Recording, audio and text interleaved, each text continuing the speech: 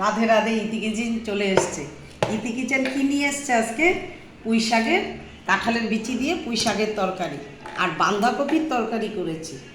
পুঁই শাকটার মধ্যে আমি 5 রকমের মানে 5 রকমের সব তরকারি দিয়েছি। ঝিঙ্গা, কাঁঠালের বিচি। এখন কাঁঠালের বিচি, কাকেরও কাঁঠাল পাওয়া যাচ্ছে, বিচিগুলো খুব ভালো লাগে তরকারি খেতে। আর কি করেছি, এমন একটা রেসিপি করেছি, তবে যে মাটির নিচে যে আর কচু আছে, মানকচু বলে, সে মানকচুর চাটনি বাটা করেছি।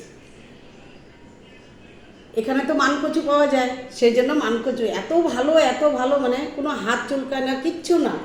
এই যে মানকচুর বাটা করেছি আর পুঁই শাকের পাতার পকোড়া করেছি। আজকে আমি এই রান্না করেছি। তবে আমার এই মানকচুটা, এটার মধ্যে এত টেস্ট, আর যখন আমি ঘষেছি কিন্তু কোনো হাত চুলকায় নেই, কিচ্ছু নেই। অনেক টেস্টি রেসিপি আমি নিয়ে চলে এসেছি।